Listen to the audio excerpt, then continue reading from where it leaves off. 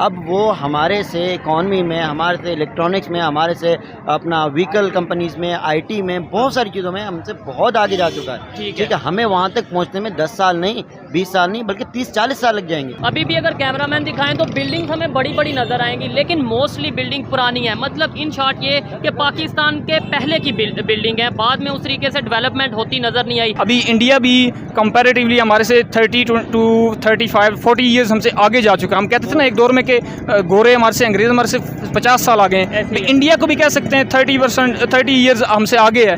वो अभी आगे जा रहे हैं, इंप्रूव कर रहे हैं। हमने इंप्रूव नहीं किया, हम पीछे ही गए। 3 व्हीकल कंपनीज हैं जो हमारे पास 1960s से जो है ना हमें गाड़ियाँ दे रही। अब उन्होंने तीनों कंपनियों ने अपना ब्रांड बंद कर दिया है।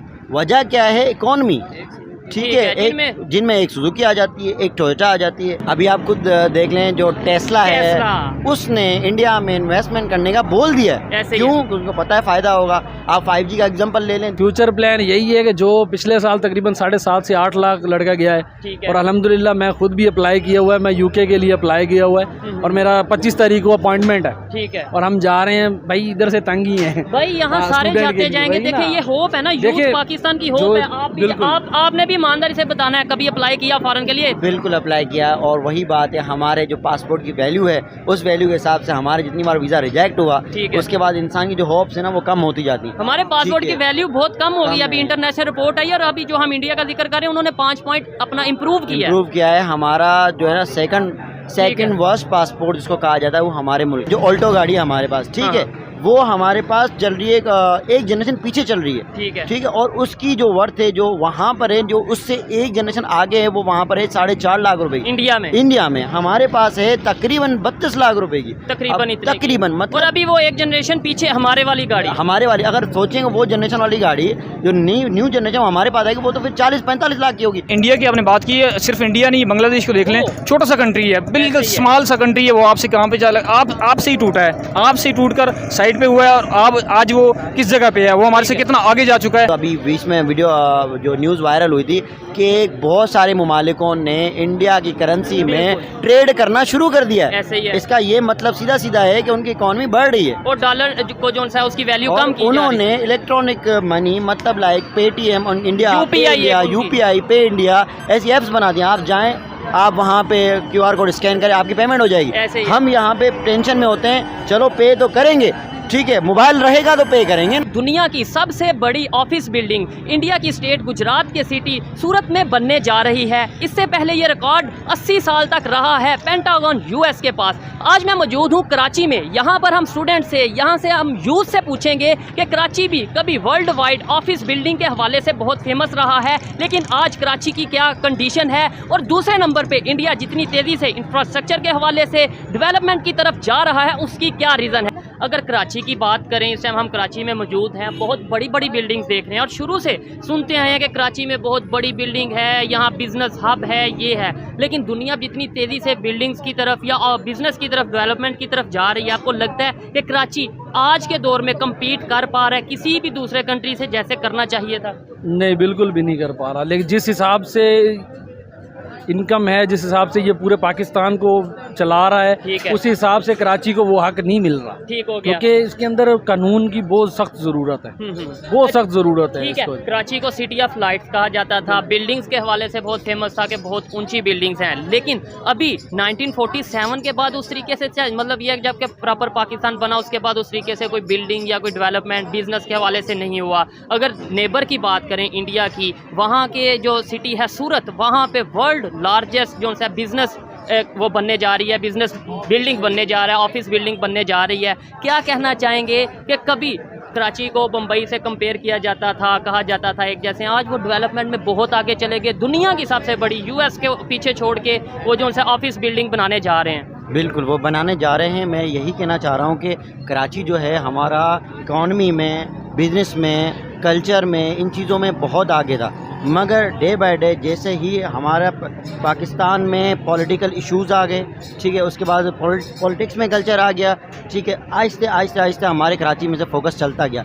इसकी मिसाल उसी तरह है कि जैसे घर के एक वालिद होते हैं, जो खुद कमाते हैं लगाते किसी और पर हैं, उस वालिद की कोई केयर करने वाला नहीं है। यहाँ पे चीज़ें ख़त्म होती जा रही हैं। स्टील मिल का बड़ा नाम था, वो हमारी ख़त्म हो गई, और इवन यहाँ कराची के जो पोर्ट्स हैं वो हमने गिरवी रख दिए दूसरे कंट्रीज़ के लिए। अब ये जो खबर आ रही है कि सूरत में, इंडिया में जो सा दुनिया की सबसे बड़ी ऑफिस बिल्डिंग बनने जा रही है, क्या कहेंगे कि दुनिया की, यानी पहले पेंटागन में थी, 80 साल रिकॉर्ड रहा है, यूएस में सबसे बड़ी ऑफिस बिल्डिंग थी, अब वो सूरत में बनने जा रही है। वो कैसे डेवलपमेंट की तरफ जा रहे हैं? बम्बई तो छोड़े, हम सूरत का भी कंपैरिजन नहीं कर पा रहे, बहुत पीछे हैं। बहुत पीछे हैं, बिल्कुल।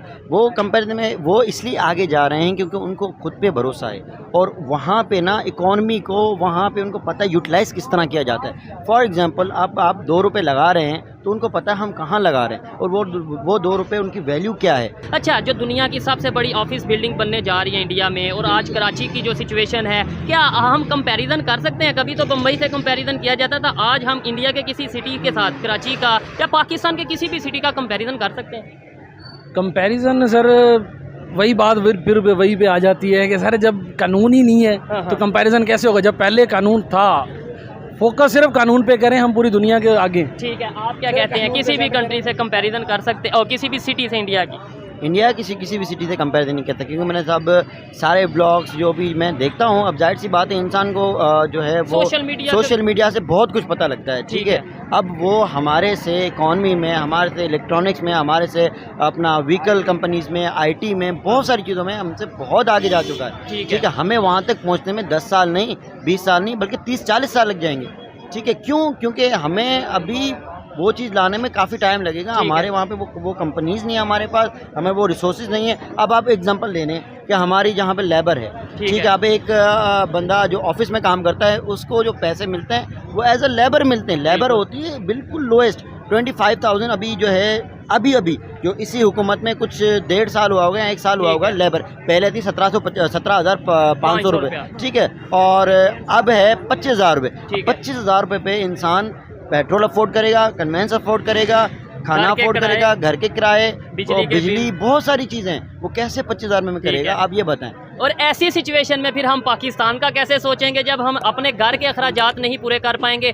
ये क्या रीज़न है? आपने बोला, अभी पहले भी एक भाई से मैं इंटरव्यू कर रहा था, उन्होंने भी बोला कि जी पाकिस्तान 30-40 साल पीछे है इंडिया से। आपने भी यही बोला कि अगर हम उनके मुकाबले में जाना चाहें 30-40 साल लगेंगे। आप ये सोचें वो 30-40 साल में मज़ीद कितना आगे चले जाएंगे जैसे वो डेवलपमेंट की तरफ जा रहे हैं। और फिर दूसरे नंबर पर कोई भी दुनिया की मल्टीनेशनल कंपनी या कोई भी बड़ी कंपनी, ब्रांड होगा, वो किसी कंट्री में या किसी कंट्री के सिटी में तभी इन्वेस्टमेंट करेगा जब वहाँ पे सिचुएशन बेहतर होगी। बिल्कुल, मैं अभी इसी बात पे ये कहना चाह रहा हूँ। मैं कंपनियों का नाम नहीं ले रहा, हमारे पास व्हीकल कंपनीज़ हैं, 3 व्हीकल कंपनीज़ हैं जो हमारे पास 1960s से जो है ना हमें गाड़ियाँ दे रही। अब उन्होंने, तीनों कंपनियों ने अपना ब्रांड बंद कर दिया है।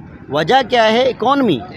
ठीक है, जिनमें एक सुजुकी आ जाती है, एक टोयोटा आ जाती है। ठीक है, उसके अलावा हमारे पास बीच में चंगान ने गाड़ियाँ दी थी, न्यू कंपनी थी, बल्कि चलो वो तो पुरानी कंपनी, न्यू कंपनी जिसने इन्वेस्टमेंट की थी, चंगान हो गई, तो प्यूजोट हो गई, इसी बहुत सारी कंपनी है, उन्होंने अपने प्लांट बंद कर दिए। वजह क्या है? इकॉनमी। अब आप एग्जांपल ले लें कि जो ऑल्टो गाड़ी है हमारे पास, ठीक है, वो हमारे पास चल रही है, एक जनरेशन पीछे चल रही है। ठीक है, और उसकी जो वर्थ है, जो वहाँ पर है, जो उससे एक जनरेशन आगे है, वो वहाँ पर है 4.5 लाख रुपए की।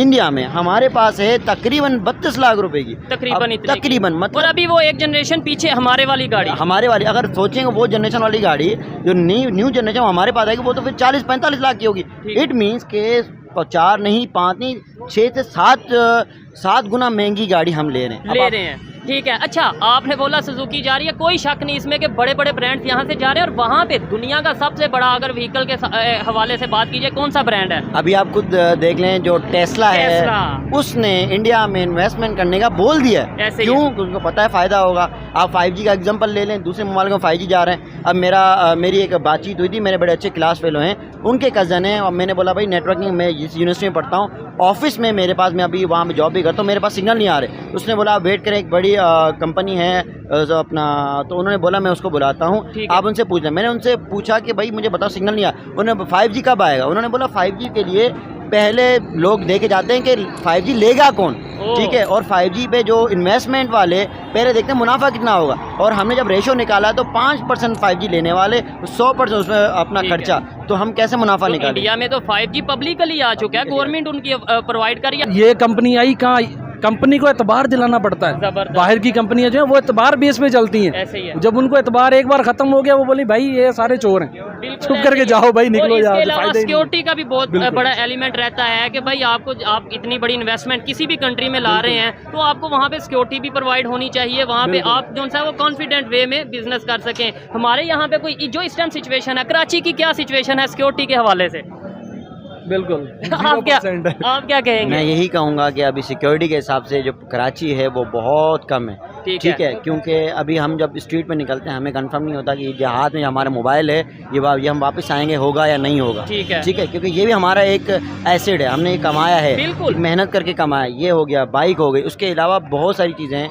और वो जो लेने आएगा वो कोई बड़ी हंस के या एंजॉय करते हुए नहीं लेने आता। बाद में उसके दिमाग में क्या चल रहा है, वो भी हमें- मजबूर है, उसने वो भी घर मजबूर बच्चों है। को पता नहीं बिल्कुल। खाने की वजह से ये कर रहा है। वो भाई इंसान मजबूर की तरफ, गलत काम की तरफ क्यों जाता है? उसको मजबूर किया जाता ठीक है। किसी को शौक नहीं है कि मैं हाथ में कोई वेपन लेके किसी के ऊपर हमला कर दूं। किसी को उसको पता है मैं जब ऐसा कोई काम करने जाऊंगा, जो सिक्योरिटी फोर्सेज जो अगर सामने होंगे वो मुझसे फायर कर सकते हैं, वो मुझे नुकसान दे सकते हैं। ठीक है, तो ठीक हो गया। अच्छा, यहाँ से आप अंदाज़ा लगा लें कि अगर एक आम पाकिस्तानी, इवन कराची का सिटीजन ही अपना मोबाइल, अपनी बाइक को सिक्योर नहीं समझता, इंटरनेशनल लेवल से कोई ब्रांड आके यहाँ पे काम करना चाहेगा, ये एक सवालिया निशान है हमारी गवर्नमेंट के लिए। बिल्कुल, ये हमारी गवर्नमेंट का एक सवाल निशान है। सिक्योरिटी में मेन चीज़ होती है, इंसान जब सुकून से एक काम करेगा ना तो दिमागी सुकून तब होगा जब उसको वो सिक्योर होगा। ऐसे ही अब है। मैं एक जंगल में बैठा हूँ, मैं वहाँ पे आप एग्जांपल ले लें, मैं कुछ चीज़ ऐसी कर रहा हूँ, कोई इंपॉर्टेंट चीज़ कर रहा हूँ, मुझे ये डर होगा कि मुझ पर हमला हो सकता है, मेरा उस पर फोकस ही नहीं जाएगा। फोकस ही नहीं रहेगा। ठीक और है। लेकिन ये तो सिटी ऑफ लाइट्स है, आप सिटी ऑफ इसे तो लाइट्स। जंगल से आप कंपैरिजन कंपेयर ही नहीं कर सकते। सिटी ऑफ लाइट्स, आप सुबह निकलते हैं, कितने इशूज़ हैं, ट्रैफिक इशूज़,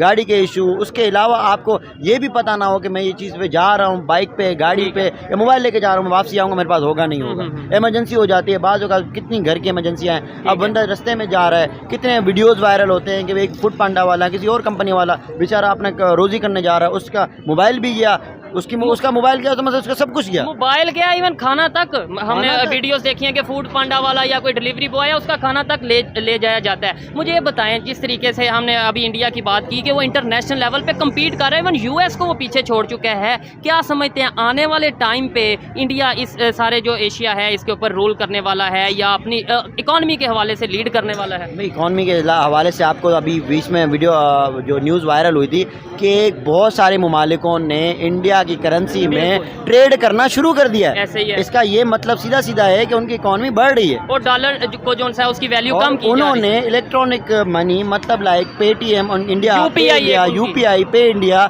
ऐसी ऐप्स बना दिया। आप जाएं, आप वहाँ पे QR कोड स्कैन करें, आपकी पेमेंट हो ऐसे जाएगी। ही। हम यहाँ पे टेंशन में होते हैं, चलो पे तो करेंगे, ठीक है, मोबाइल रहेगा तो पे करेंगे ना। ऐसे ही है। और नहीं, फिर भी वो पैसे अगर पास रखते हैं तो भी टेंशन रहती है। यही चीज़ अगर मोबाइल में आ जाती है, सब कुछ जो है हमारा सिस्टमेटिक हो जाता है, तो काफ़ी हद तक आसानी हो सकती है। आसानी हो सकती है। अब आप कराची में एक बिल्कुल छोटा सा एग्जांपल दूंगा, आप कहीं पे भी किसी कॉर्पोरेट जगह पे, जैसे सदर हो गया, कहीं पे आप बाइक बिजनेस पॉइंट पे बिजनेस पॉइंट बाइक लगाएं, आपको वहाँ पे पे करना है। ठीक है, कहीं पे 20 रुपए, कहीं पे 30 रुपए, ये हमारे यहाँ पे पार्किंग फीस है। ठीक है, अब ऐसे दूसरे मुमालिकों में भी है, जापान में है, जापान में इतना महंगा है पार्किंग, ठीक है, मगर उनका तरीकाकार ये नहीं है। अब आपके पास जेब में पैसे हो ना हो, आपका इमरजेंसी काम है, अब वो आपको रोक लेगा मुझे पैसे, तो अब ऐसे कोई इलेक्ट्रॉनिक एक ऐसा सिस्टम होना चाहिए। आपने QR कोड हो, आपने स्कैन किया, कार्ड हो, या आप उस जगह, अब आप देखो एक जगह पे 2 बार लगा रहे हो तो उसको एक बार पे करना चाहिए। ठीक है, यहाँ पे 2 से क्या 2 बार लगाओ, बोलेगा आप तीसरी बार आए हो तो तीसरी बार पे करो। ठीक हो गया। लेकिन मैं ये समझता हूँ ये तो बहुत छोटे इश्यूज हैं, लेकिन फिर भी आप क्या समझते हैं कि एज ए कंप्यूटर साइंस के स्टूडेंट क्या समझते हैं, जैसे इंडिया ने अपना सारा सिस्टम डिजिटलाइज किया है, सिस्टमेटिक वे में वो चल रहे हैं,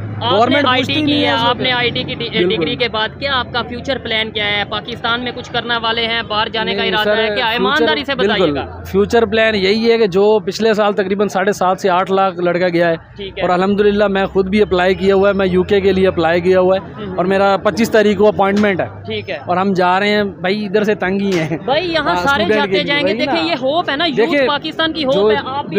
आपने भी ईमानदारी से बताना है, कभी अप्लाई किया फॉरेन के लिए? बिल्कुल अप्लाई किया, और वही बात है, हमारे जो पासपोर्ट की वैल्यू है उस वैल्यू के हिसाब से हमारे जितनी बार वीज़ा रिजेक्ट हुआ, उसके बाद इंसान की जो होप्स है ना वो कम होती जाती है। हमारे पासपोर्ट की वैल्यू बहुत कम हो गई। अभी इंटरनेशनल रिपोर्ट आई और अभी जो हम इंडिया का जिक्र कर रहे हैं उन्होंने 5 पॉइंट अपना इम्प्रूव किया है। हमारा जो है ना सेकंड सेकंड वर्स्ट पासपोर्ट जिसको कहा जाता है वो हमारे मुल्क है, ठीक है। और दूसरी बात मैं कहता हूँ, जो इन्होंने बात की अपॉर्चुनिटी वाली, तो आप HEC आपको पता होगा, हायर एजुकेशन वाला, वो हमें जो स्कॉलरशिप दे रही है वो टैलेंट बेस नहीं मिल रही। वहाँ पे 91 स्कॉलरशिप मिलती है नीड बेस। उनको भी पता है यहाँ पे जो है ना गरीबों वाली ही देनी है। यहाँ पे टैलेंट, अगर टैलेंट वाली दूसरे कंट्रीज वाले स्कॉलरशिप देते हैं वो मतलब हमें वो थर्ड वर्ल्ड कंट्री समझ के कि भाई यहाँ गरीब लोग हैं, इनके लोग हैं। अगर टैलेंट वाली दें तो आप खुद सोचें, अगर मैं यहाँ शाहजेब भाई हैं, यहाँ 10 बंदे, अगर टैलेंट वाली हमें पता वो टेस्ट दे के या वो पढ़ के वो हमें वो स्कॉलरशिप लेनी है तो हम मेहनत करेंगे। हमें पता है, हमें दिखाना है खुद को गरीब है, तो हम तो नहीं पढ़ेंगे, उसमें तैयारी करेंगे ना। हम ये सोचेंगे कि भाई हमारा ये स्कॉलरशिप लग जाए, नीडी बेस स्कॉलरशिप है, इसके लिए कपड़े भी हम थोड़े है, नीड बेस। मैं आपको बताता हूँ, मेरी यूनिवर्सिटी की बात बता रहा हूँ। मेरे अच्छे वेल्दी एक डॉक्टर नहीं कहा जाएगा, डिस्पेंसर गवर्नमेंट के, उनके बेटे थे। मैंने उनसे पूछा क्या, बोला आज मेरा इंटरव्यू है। हाँ। तो मैंने ना बंदा टिप टॉप होके तैयार है, वो पुराने कपड़े वो जो हमारे कल्चर, सिंधी कल्चर में शलवार में पहन के वो जा रहा था। भाई क्यों जा रहे हो यार, वहाँ पे मुझे खुद को गरीब दिखाना है। और बी ऑनेस्ट उसको मिली, मगर वो उसके आगे ब्रैकेट में लिखा हुआ था ज़कात। तो वो लेते हुए भी हमें कुछ जो है ना, मैंने खुद अप्लाई नहीं किया था, मुझे पता था वो ज़कात के नाम पर है, मगर वो उसको लेते हुए कुछ, उसको पता है मुझे टैलेंट बेस नहीं मिलनी, ठीक है, मेरी मजबूरी है, मैं लूंगा। मतलब यहाँ पे ये सिचुएशन है पाकिस्तान में मोस्टली। इस चीज़ को तो मैं भी बहुत डीपली जानता हूँ कि हम यहाँ पे टैलेंट बेस की बजाय नीड बेस को जो उनसे ज़्यादा प्रेफर करते हैं। और हमें ऐसा लगता है कि नीड बेस पे हमारा एडमिशन हो सकता है किसी फॉरेन यूनिवर्सिटी में, टैलेंट बेस पे बहुत मुश्किल है। खबर आई है इंडिया का जो सिटी है सूरत गुजरात स्टेट का, वो US का रिकॉर्ड तोड़ चुका है।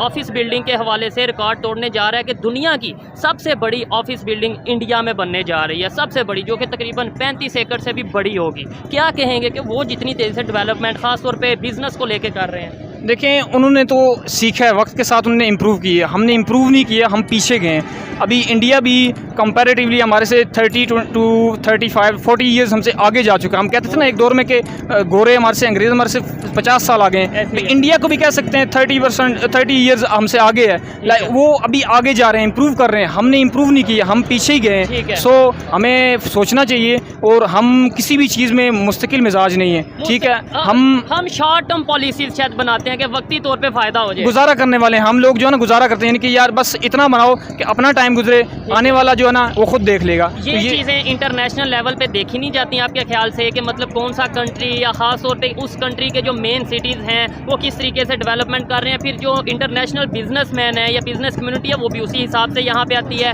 इंडिया में, फिर उसी हिसाब से इन्वेस्टमेंट करेगी। आपको नहीं लगता कि बहुत तेज़ी से फिर वो मज़ीद आगे जाएंगे? भी आप 30-40 कह रहे हैं, और अगर इसी तरीके से वो डेवलपमेंट की तरफ जाते रहे, जो हमारी कंडीशन है, 5 साल बाद हम शायद कहें कि अब तो 50 साल का फ़र्क पड़ गया। ऐसे ही है, बिल्कुल आप ठीक कह रहे हैं। तो हमें ये सोचना चाहिए, हमारे पास बहुत ही लम्हा फिक्री है, क्योंकि इंडिया की आपने बात की है, सिर्फ इंडिया नहीं, बांग्लादेश को देख लें, छोटा सा कंट्री है, बिल्कुल स्मॉल सा कंट्री है, वो आपसे कहाँ पे चला, आपसे ही टूटा है, आपसे ही टूट कर साइड पे हुआ है, और आज वो किस जगह पे है, वो हमारे से कितना आगे जा चुका है। सो हमें सोचना चाहिए, लाइक यहाँ से बिजनेस पाकिस्तान से खास तौर पे टेक्सटाइल का बिजनेस बड़ी तादाद में शिफ्ट हो गया बांग्लादेश में, जिसे हम ये कहते थे ये तो 2% के, मतलब हमारे यहाँ पे कहावत ही है, तो 2 दिन नहीं चल पाएंगे, ये वापस आ जाएंगे, इनसे मतलब मुश्किल हो जाएगा। आज वो हमारा बिजनेस सारा लेके, ऐसे ही है, बिल्कुल ये आपकी बात ठीक है। सो हमें ये सोचना चाहिए। तो कराची की बात करें तो कराची तो एक इकोनॉमिकल शहर है, यहाँ पे इंडस्ट्रीज़ और लाइक बहुत से रोज़गार हैं, लेकिन ये है कि इसके लिए ये सिर्फ कराची नहीं, पूरे पाकिस्तान के लिए आपको सोचना, लॉन्ग टर्म आपकी पॉलिसीज़ होनी चाहिए, उसमें इकॉनमी को और खुसूसन इंफ्रास्ट्रक्चर को देखना चाहिए।